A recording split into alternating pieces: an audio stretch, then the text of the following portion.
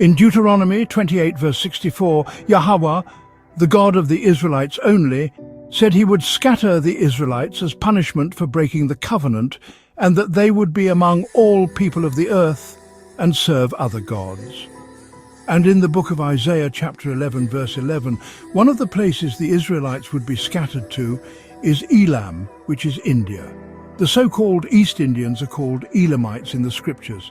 In 586 BC, the Babylonians came and destroyed the first temple and took the southern kingdom into slavery, as found in 2 Kings 25 verse 8. In 538 BC, when the Jews returned and built the second temple, only 42,360 Israelites returned home to Jerusalem, pursuant to the book of Ezra 2 verse 64. These mostly southern kingdom Jews that didn't return home lived in the 127 provinces of King Xerxes, as found in Esther 3 verse 6. Around 30 AD, the Messiah prophesied in Luke 21 verses 20 through 24 that Jerusalem would be destroyed and that his people, the Israelites, would be led into captivity among all nations. It was fulfilled in 70 AD. All of these major events caused the Israelites to be scattered all across the earth. And one of the places the Israelites scattered to is India. In the book Lost Tribes of Myth, page 341, states that the Malabar or Black Jews arrived in India in 69 AD and the Cochin Jews sometime after 70 AD.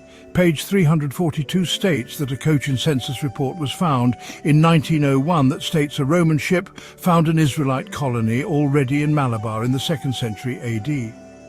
This adds credence to their story.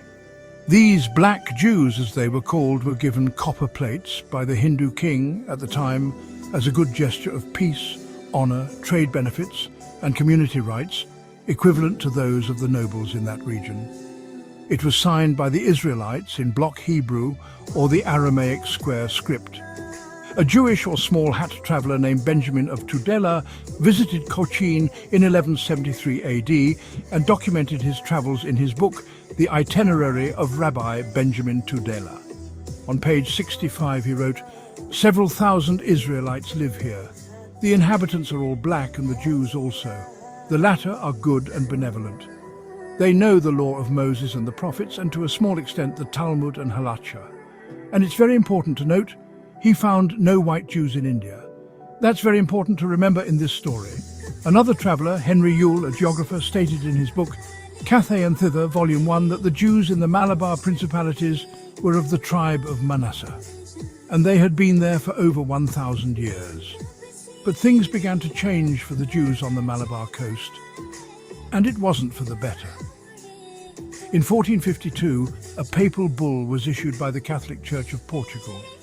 Pope Nicholas V decreed that they could now, and I quote, "invade, capture, vanquish and subdue all Saracens who were the Moors and pagans, to reduce their persons to perpetual slavery and take away all their possessions and property," unquote. And thus, the stage was now set for Portuguese incursions into the water surrounding India. Please stay tuned for part 2.